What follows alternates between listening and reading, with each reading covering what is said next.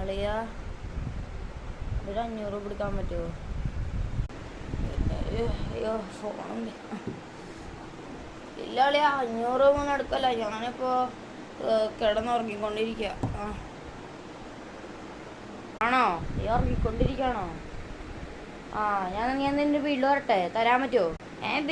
Hello, വീട്ടിലൊന്നും വരണ്ട, ഞാൻ നിന്റെ വീട്ടിലോട്ട് വരാം, നീ അവിടെ ഇരുന്നാൽ മതി.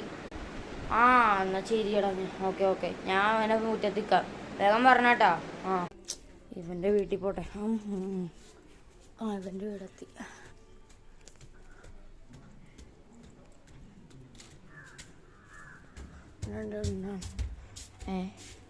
ഇവനവിടെ പോയി. നീ വന്ന എന്താണ് മച്ചു? ആടാ, സുഖം എന്ന് പറയാൻ പറ്റില്ല, എന്നാലും നല്ല സുഖം. ഓക്കെ മച്ചു, നമ്മള് സെയിം ഡ്രസ്സാണല്ലോ. നീ ഇത് എവിടെ നിന്ന് എടുത്തേ? ഞാനും സ്റ്റുഡിയോന്ന് എടുത്തത്. നീ എവിടെ നിന്ന് എടുത്ത് പറ. ഞാനും സ്റ്റുഡിയോന്ന് തന്നെ എടുത്തത്. പറഞ്ഞ പൈസ താ, ഒരു 500 രൂപ അത്യാവശ്യം ഉണ്ട്. 500 രൂപ അളിയാ, ഒരു കുഴപ്പം പറ്റി.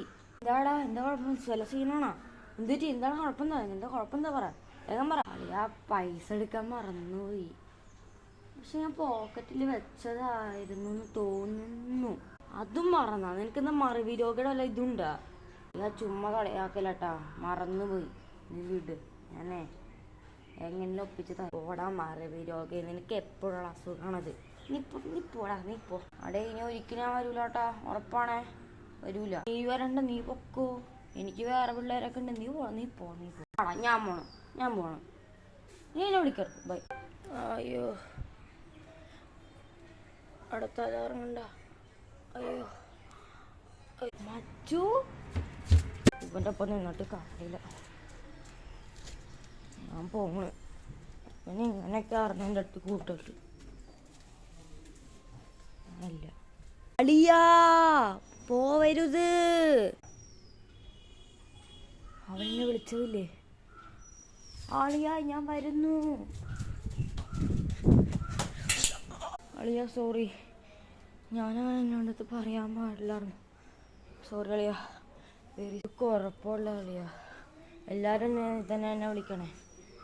എന്നാ നീ പറഞ്ഞ 500 രൂപ നീ എടുത്തോ. താങ്ക് യു അളിയാ, താങ്ക് യു.